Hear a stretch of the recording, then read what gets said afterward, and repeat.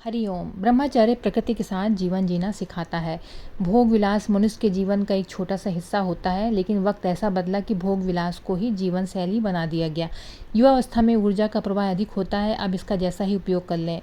जब हमारे देश में चुनाव होते हैं तो राजनेता युवा शक्ति का भरपूर उपयोग करते हैं। कम से कम हम ये तो सीख ही सकते हैं कि इस उम्र में इस शक्ति का कैसे उपयोग करें। हमारे शास्त्रों में एक व्यवस्था दी गई है, आश्रम व्यवस्था। ब्रह्मचर्य को एक आश्रम माना है, उसके बाद गृहस्थ आश्रम होता है, फिर वानप्रस्थ, फिर आखिरी में संन्यास आश्रम है। ब्रह्मचारी की व्यवस्था प्रकृति के साथ जीना सिखाती है। युवा अवस्था में जीवन उग्रह होता है तो इंद्रियां अपने ढंग से बलशाली हो रही होती है। ऐसे समय शक्ति का संचय कर लिया जाए, क्योंकि इसके बाद गृहस्थ आश्रम में भोग उतरेगा। भोग के पूर्व ब्रह्मचर्य में शक्ति का संग्रह किया जाता है, उसकी समझ को बढ़ाया जाता है। अगर इस उम्र में काम वासना को नहीं समझा गया तो शरीर में बहते बहते वो दिमाग में बैठ जाती है।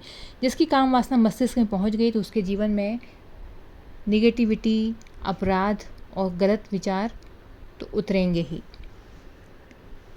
तो इसलिए जब ब्रह्मचर्य आश्रम में रहे तो ईमानदारी से प्रकृति के साथ जिए,